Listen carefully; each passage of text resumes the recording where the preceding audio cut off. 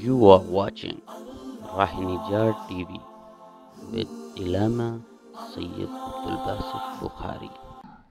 نبی پاک صلی اللہ علیہ وآلہ وسلم حضرت سیدنا جبریل امی کے ساتھ بیٹھے تھے.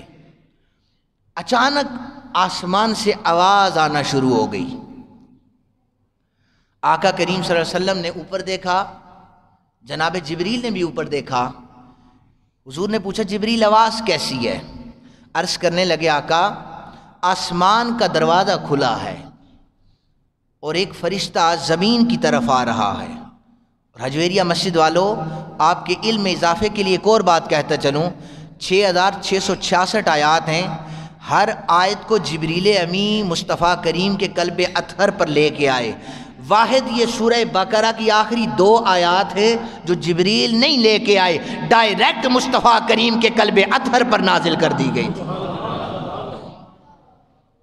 یہ 2 آیات ایسی ہیں جو اللہ نے ڈائریکٹ مصطفیٰ کریم کے قلب اطہر پر نازل کی ہیں.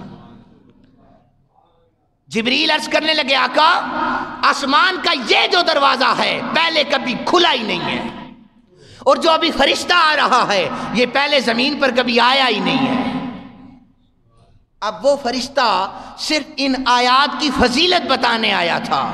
آقا ان آیات کی فضیلت یہ ہے جو شخص ان آیات کی تلاوت کر لے گا، وہ رات کو جب تلاوت کرے گا نا، اللہ تعالیٰ پوری رات اس کی عبادت میں لکھ دے گا.